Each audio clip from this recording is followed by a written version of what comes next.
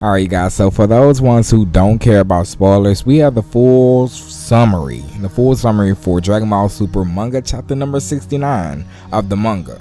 Now this is courtesy of Dragon Ball Hype on Twitter, and also the manga chapter comes out tomorrow, translated fully into English. Now if you're brand new to the channel, make sure to drop a like and subscribe, turn on those post notifications, that way you can be reminded every time I upload a new video.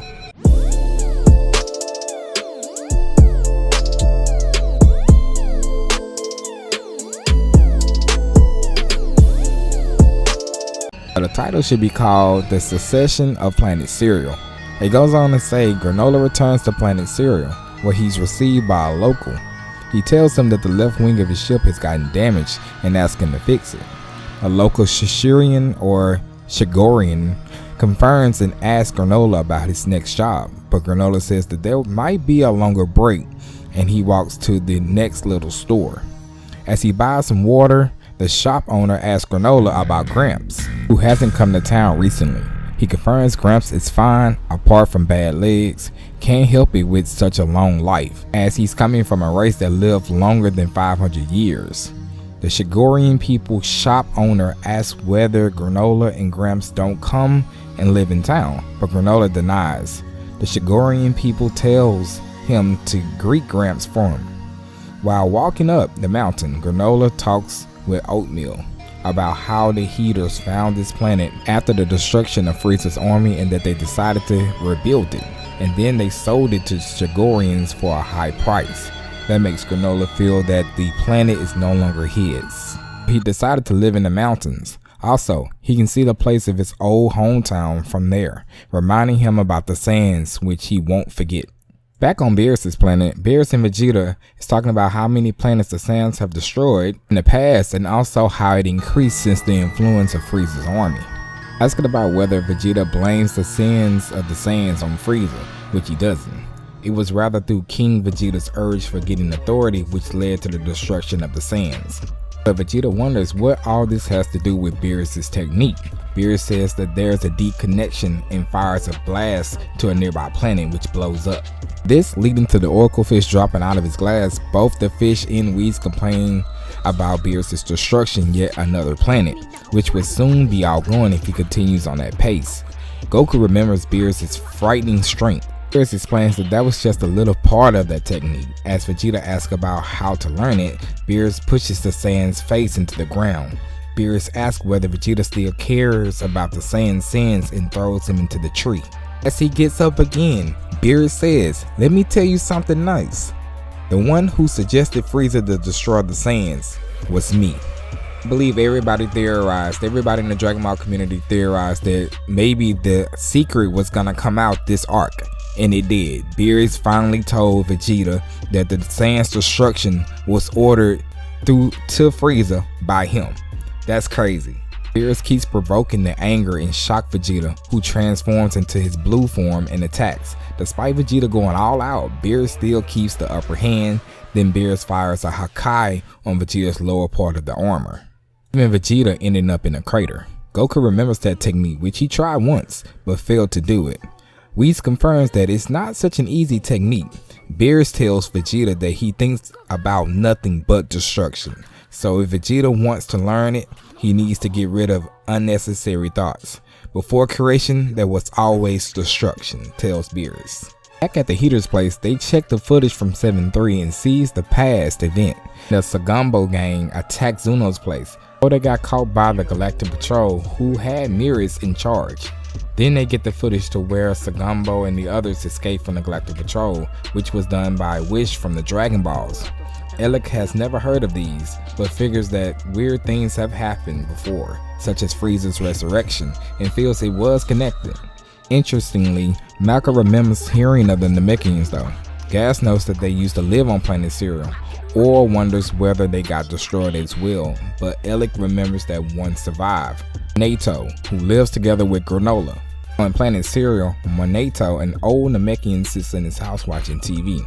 Granola arrives with the water he bought and tells the greetings from the shop owner. While dinner, he tells him about his break from work related to Frieza's return. Asked about whether the Heaters gave him the order to defeat Frieza, Granola says that he would do it even without money. As Monato tells him to hold off, Granola looks at the 1-star Dragon Ball in their room. Monato doesn't allow him to use the Dragon Balls for revenge. The second ball is needed anyway, which got lost 40 years ago. He also tells that the Dragon Balls were originally to be used by a brave hero at the ceremony. Meanwhile, on New Namek, Moro teaches young Namekians, including Eska, about Dragon Ball knowledge. He explains that depending on the creator, the amount and the size can differ. On Namek, each village has one. Moro also teaches that the Dragon Balls can also exist on other planets where members of the race live, such as the ones from Dende on Earth. Also about whether there are other planets with Dragon Balls, he's really not too sure. But Mori knows that the Namekians originally came from another world to this universe.